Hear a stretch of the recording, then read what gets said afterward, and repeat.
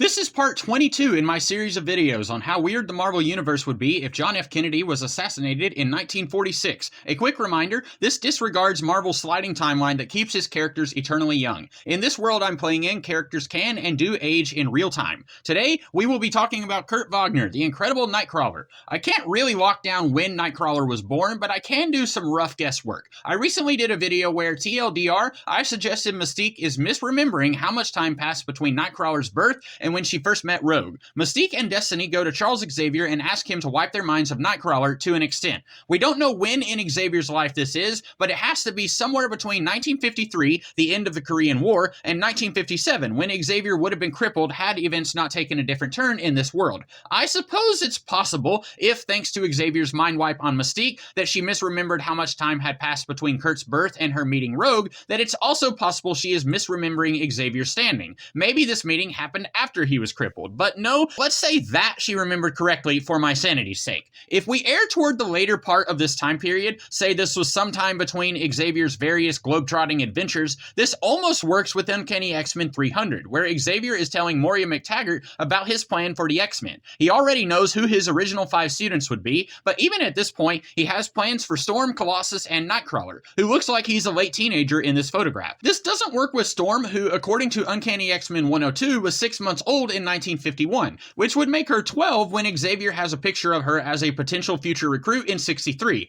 But let's just ignore that. We have to. With so many cooks in the kitchen, it's impossible to make it all fit, especially when so many of them are operating under the sliding timeline, and I'm trying to reverse engineer their efforts to fit in my not sliding timeline. Let's say in 1956, before Charles fights the Shadow King, Destiny and Mystique meet with Xavier. If, in the regular Marvel Universe, we accept my theory that Rogue was 7 when Mystique and Destiny took her in, and we accept Nightcrawler is 3-ish years older than Rogue, Nightcrawler would be about 10-ish in 56. Yes, this doesn't fit with Kurt being 21 in 1980, or Rogue being 18 in 84, but to fit their backstory with what I've already determined of Xavier's backstory, we have to shift their ages to make that work. And to make a long story short, too late! Margali Szardos is the self-proclaimed Sorceress Supreme. She claims it is the responsibility of the Szardos women to safeguard the winding way that gives them their power. Margali Szardos is, to put it charitably, very untrustworthy. It's not just the Szardos women who are powerful sorcerers. Margali's son, Stefan, was afraid the magic of their family would one day corrupt him. And we see Sebastian Szardos in World War II. He even had an Eye of Agamotto. That's no small thing. I think Margali is Sebastian's younger sister. If Nightcrawler was 10-ish in 1956, that means Irene Adler brought baby Kurt to Margali a little after Sebastian died in a battle with Carl Mordo and the forces of Mephisto. What if her older brother's death is an element that kind of breaks Margali, makes her think the men of her family aren't strong enough to wield this power, and that, in turn, feeds into poor Stefan's belief that he will one day go crazy, and that, in turn, really twists the knife in Margali when she finds out why Nightcrawler killed Stefan. She doesn't say it, but it's just as much her fault her son is dead, because she's the one who fed him this malarkey,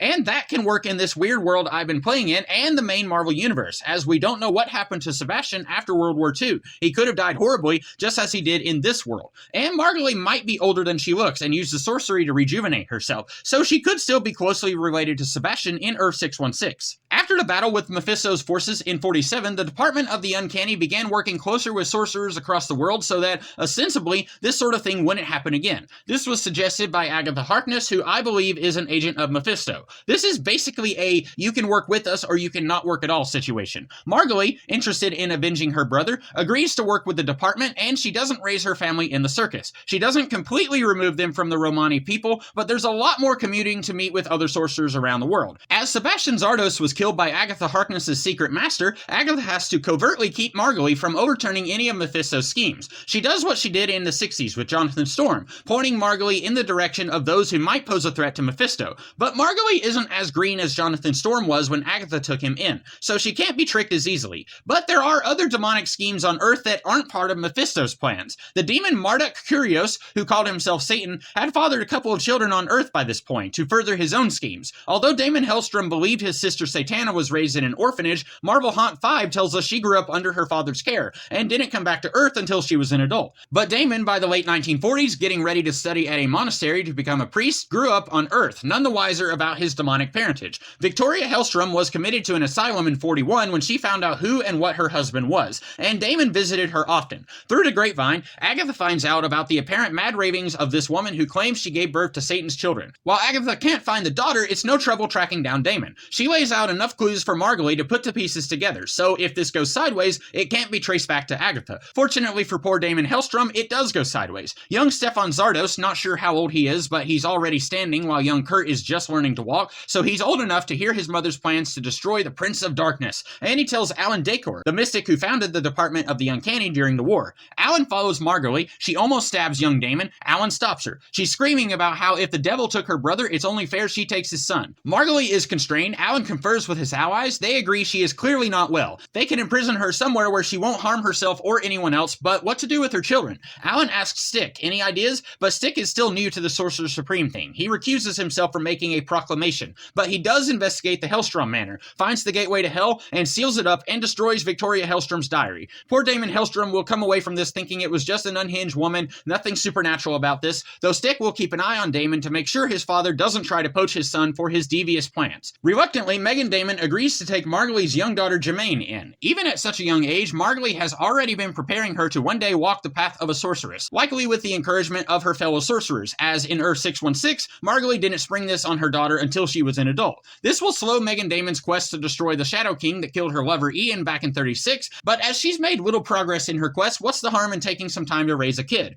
Alan Dacor takes in Stefan, who Margali hadn't been training, but Stefan has been keenly watching his mother and her newfound friends, and learning despite his mother's wishes. Alan can disabuse Stefan of the notion that the Szardos men are dangerous if they pick up sorcery. And Alan takes in young Kurt as well. Almost immediately after Margali began meeting with the other sorcerers, magical tests were done to see if Kurt was a demon, but he's strictly human despite appearances. Anyone can master sorcery in the Marvel Universe. Hypothetically, Kurt could study sorcery along with his foster brother. But while anyone can do it, some are more gifted than others, explaining why Stefan felt he and his sister had magical powers based only on seeing his mother practice. So in another decade or so, Alan may come across an institution in Westchester where mutants can train to hone their abilities and fight to make the world a better place. Although it tears Kurt up to leave his brother, he gets the itch to travel the world, and when Alan tells him of Eric Lyncher and Sean Cassidy's group of mutants, Kurt will be thrilled to see what that's all about when he's old enough. That's all I have today. If you enjoyed this as much as I did, I've done a whole bunch of videos in this series you can see in my If I Wrote playlist down at the bottom, and I'll probably have some other ideas to play with in this series in the future. Hope to see you then, but until then, have a great rest of the day. I'll catch you later.